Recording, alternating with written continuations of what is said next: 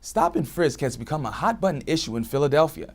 In our next story, reporters Ariel Goodman and Sarifa Abdul-Araro heard community members speak out and voice their frustrations over the controversial policy in a town hall meeting.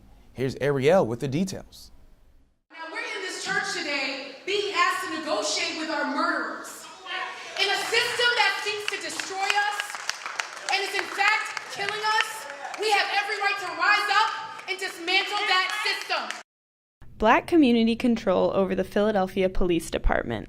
That was a demand put forth by community members who gathered at the New Vision United Methodist Church in North Philadelphia on April 29th to discuss the policy of stop and frisk with Mayor Jim Kenney and Police Commissioner Richard Ross. This town hall was created by the interfaith group Power to discuss the controversial policy and answer questions. But shortly after it began, community members rose up to make their voices heard and express their frustration and demands. My name is Jamie Saylor, and I'm a Black transgender woman of color. Speak, sis. And what I've noticed is that there has been a lot of stop and frisk against people like us. Assuming that we are all sex workers. We are now all sex workers.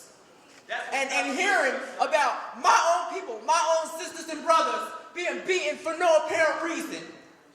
It all needs to come to an end, and I'm just getting started with this. If you want to know what stop and frisk looks like, let me give you an example. A year ago this month, Tyree Carroll was beaten up by over 20 officers while riding his bike going in the wrong direction on the street. He was beaten up by over 20 officers, and it was caught on a neighbor's video. None of those officers have been suspended or punished, and they are still on the force. My name is Tatiana Fountain. I live in North Philadelphia, and I work in South Philly.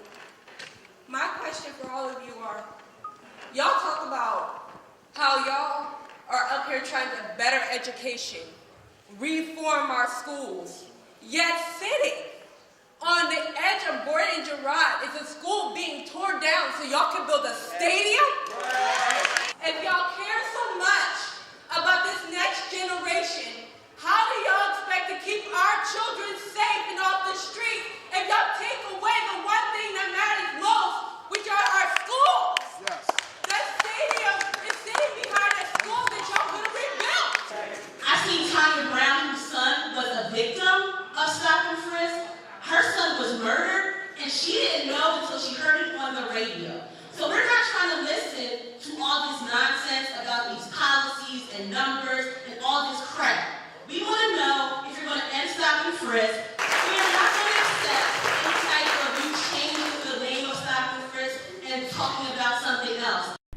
Many accuse the mayor of changing his stance on the stop and frisk policy since his election into office this January. I can't flip a switch and make it stop tomorrow.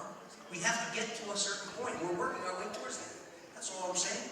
And I don't disagree that it's been horrible out there. I don't disagree that people have had horrible times and horrible experiences. All I'm saying is, I've been here 4 months, I can't flip a switch and make it all go away. That's all. Earlier this year, a group of civil rights lawyers filed a report detailing the racial biases present in the Philadelphia Police Department use of the stop and frisk policy. The report cited that more than a third of stops and frisks conducted by the Philadelphia Police Department in the first half of the 2015 were made without reasonable suspicion. The report also stated that Black residents were subject to 69% of stops. You make yourself irrelevant when we are dying being murdered every 12 hours. Okay, by the end of today, another Black body will hit the ground. Now, we are beyond conversation. We are beyond statistics. We know the statistics. We live in our hoods. We know what it is. Now, when I see cops on the corner, I make sure I go out there and watch my brother's back, watch my sister's back, okay? We are beyond this. It is a time for revolution. This is a movement. We are a generation of change. Now, you either make the change, you either agree to end stop and frisk, or you get the hell out the way, because we are running our communities. We are. Among those present at the meeting were members of the Philadelphia Coalition for Real Justice, an organization of Black Lives Matter activists that fight for racial, economic, and legal justice. Well, our movement right now is calling for black community control of police.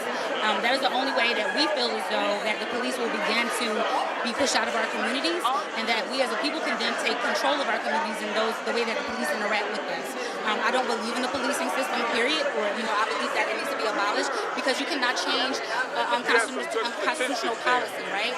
You can't change the form of the policing when it came directly out of the enslavement of African people. And so, unfortunately, you have people who want to make amendments to this. They want to rename things and, call them reasonable cause, reasonable suspicion. But it's really just like being black in America, and that's just what it is. In response to the first meeting, the Philadelphia Coalition of Real Justice organized a follow-up town hall to reflect on what happened and discuss community-led solutions to keeping Philadelphia neighborhoods safe.